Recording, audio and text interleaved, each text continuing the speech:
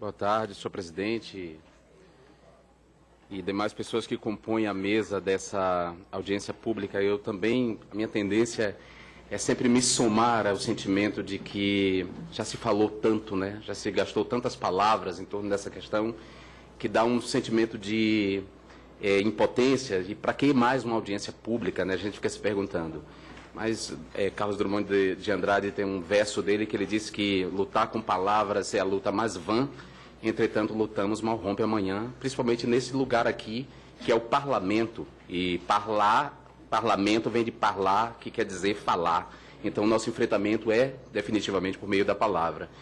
E o papel de uma audiência pública é, antes de tudo, dar visibilidade a um tema, né? Dar espaço político para um tema. Parece pouca coisa, mas não é. Se a gente for olhar bem, não é.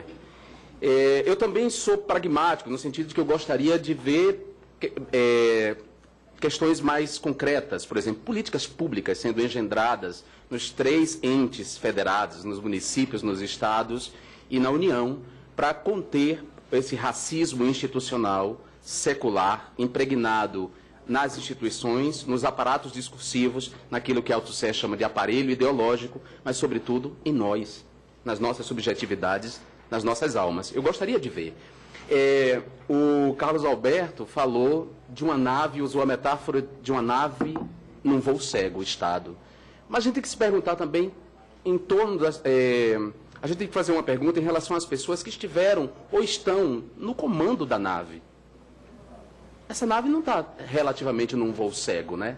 Se a gente for olhar, tem responsabilidades da União, dos governadores de Estado, dos prefeitos, das secretarias instituídas para tal, dos movimentos sociais em diálogo com essa nave. A gente tem que interrogar esse problema como um problema nosso, e aí eu concordo, sem estabelecer necessariamente culpados. Nós sabemos que há uns mais culpados que outros, certamente. Podemos cobrar muito mais desses aí, mas esse é um problema nosso. Eu me pergunto, por exemplo, nós temos aí 12 anos, mais de 12 anos, de gestão petista, uma gestão complicada, porque envolve uma coalizão de partidos que não necessariamente se afinam ideologicamente e programaticamente com o PT. Mas nós temos 12 anos de governo petista no âmbito da União. A gente pode se perguntar, nesses 12 anos, quais foram as prioridades desse governo no sentido da inclusão, da justiça social. Foi pela via da educação, de qualidade, ou foi pela via do consumo? Quantas nossas polícias deixaram de matar ao longo desses 12 anos? Quanto elas se humanizaram? O quanto os números das mortes nas periferias de pobres, em especial de pobres negros, caiu ao longo desses 12 anos? Vamos pegar, por exemplo, o caso da Bahia, que é e sobretudo do recôncavo baiano, da chamada Bahia Preta, né? Vamos pegar o caso do recôncavo baiano e dos números alarmantes na época do carlismo, os números alarmantes de mortes de jovens negros e a atuação da Polícia Militar da Bahia nessas periferias. A gente esperava que, com a emergência de um governo mais identificado com os movimentos sociais e, portanto, com bandeiras históricas desses movimentos, a polícia melhoraria a sua atuação. A pergunta é, a polícia melhorou? Recentemente, no Cabula, 14 pessoas morreram numa chacina. Os laudos da polícia, os laudos do Instituto Médico Legal apontam que eles foram executados. Eles foram executados. Não havia confronto. Entretanto, o secretário de Segurança Pública do Estado da Bahia não quis fazer a reconstituição do crime, porque sabe que a reconstituição do crime apontaria para a execução. Execuções sumárias, pena de morte no vácuo da legalidade, não é uma novidade no nosso país. Entretanto, nós temos lá um governo de centro-esquerda que deveria ter, pelo menos, modificado os números. Então, a gente tem que se perguntar sobre esse voo cego. Esse voo é mesmo cego? Ou os aparelhos ideológicos estão funcionando de tal maneira que impede que você, por exemplo, e que ela, que são gestores públicos, que estão ligados, que pertencem a esse Estado, não produzam resultados mais práticos, mais concretos nas suas atuações. O mesmo vale para mim e para nós aqui, da Comissão de Direitos Humanos. Nós somos um grupo de deputados entre 513. São 513 deputados eleitos nesse país por uma sociedade que também tem a sua subjetividade construída por esses aparelhos ideológicos, por esses aparatos conceituais.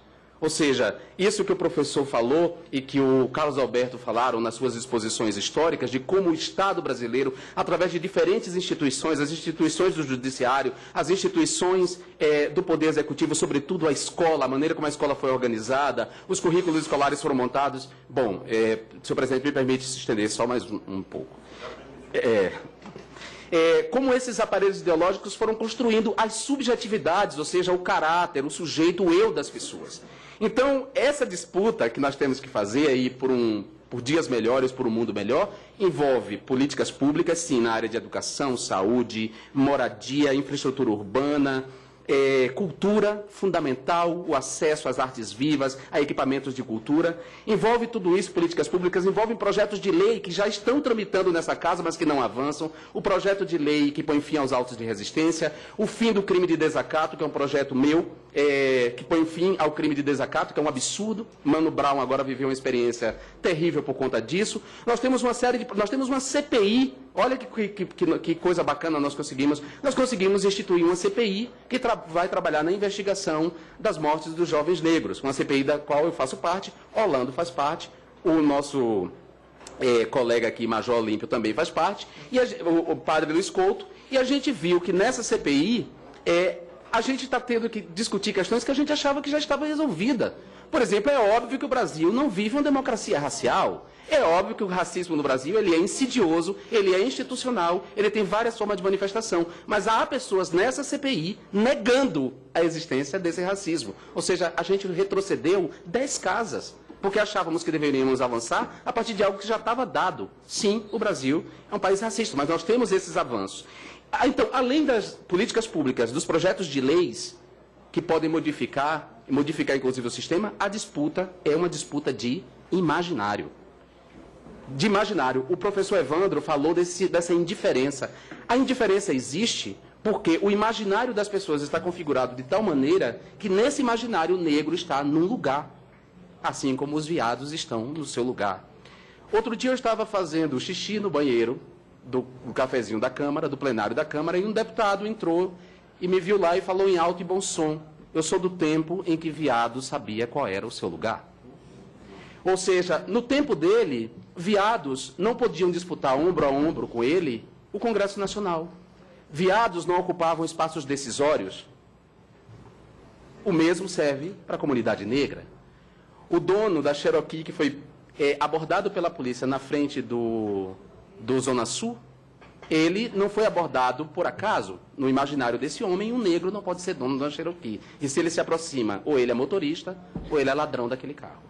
Então, a disputa é essa disputa por imaginário.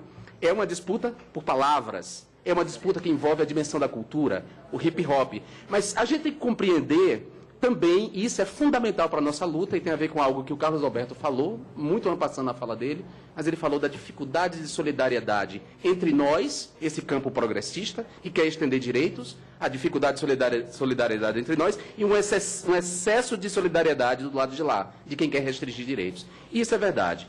Nós não podemos esquecer que as pessoas ocupam posições de sujeito. Posições de sujeito. Uma posição vem pela etnia, é verdade. Mas uma outra posição vem pelo gênero.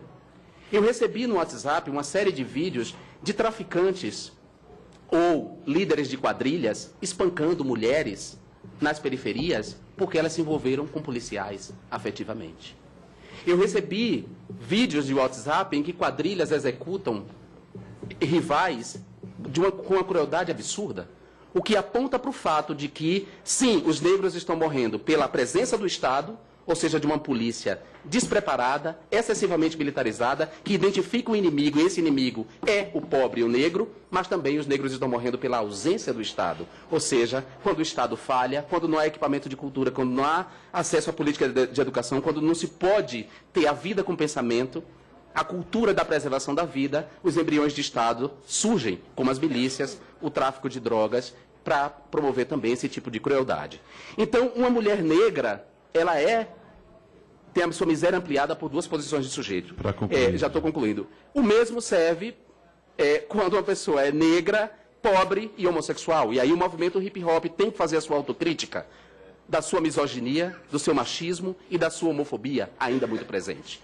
É preciso fazer essa autocrítica. Se nós queremos avançar na desconstrução dessa cultura do ódio, da violência, do extermínio, a gente vai ter que aparar as nossas arestas internas e compreender que essa disputa é uma disputa de imaginário. É uma disputa política, é essa que a gente está fazendo aqui, é uma disputa por leis, por aprovar projetos de leis que são importantes, é uma disputa por políticas públicas no âmbito do poder executivo, é fundamental, portanto que o movimento tenha discernimento, tenha distância do poder para poder criticá-lo e cobrar as políticas públicas, mas é antes uma disputa por imaginário, o lugar que ocupamos no imaginário das pessoas. Muito obrigado. Agradeço ao deputado João Willis.